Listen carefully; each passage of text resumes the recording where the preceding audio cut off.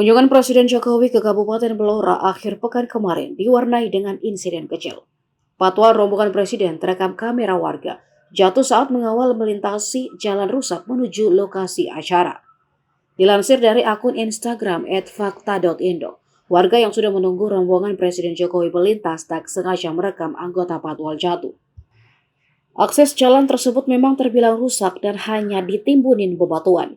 Terdengar suara warga yang mengucap sabar ketika Patwal melintas terlebih dahulu. Tak lama kemudian melintas mobil yang ditumpangi Jokowi berplat Indonesia dengan bendera merah putih. Di mobil tersebut juga duduk Menteri Pertahanan Prabowo Subianto dan Gubernur Jawa Tengah Ganjar Pranowo. Dari keterangan di akun @fakta.indo, panitia acara diduga sengaja mengarahkan rombongan Jokowi melewati jalan tersebut. Padahal beberapa hari sebelumnya di Sragen berita ruas jalan yang rusak sudah puluhan tahun tiba-tiba mulus karena kedatangan Jokowi jadi viral. Sementara di Blora, rombongan Jokowi seperti disengaja diarahkan melewati ruas jalan rusak.